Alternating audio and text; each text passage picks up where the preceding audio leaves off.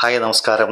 പ്രിയമുള്ള ഈരാറ്റുപേട്ട പൂഞ്ഞാർ വോട്ടർമാരെ, എന്താ പിന്നെ ചക്കരപ്പെണ്ണേ എന്ന് പറയുന്ന നമ്മുടെ PC ജോർജ് സാറ് പിച്ചച്ചട്ടിയുമായിട്ട് ഇറങ്ങിയിട്ടുണ്ട്.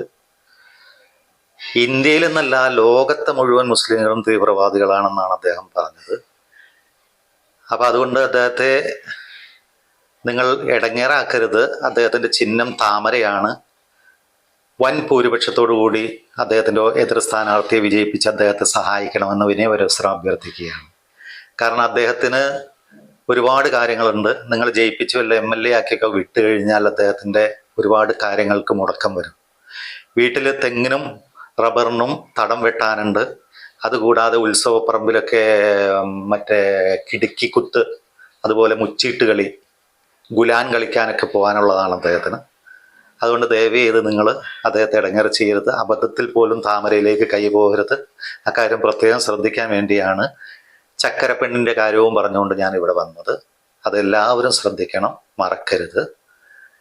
നമസ്കാരം.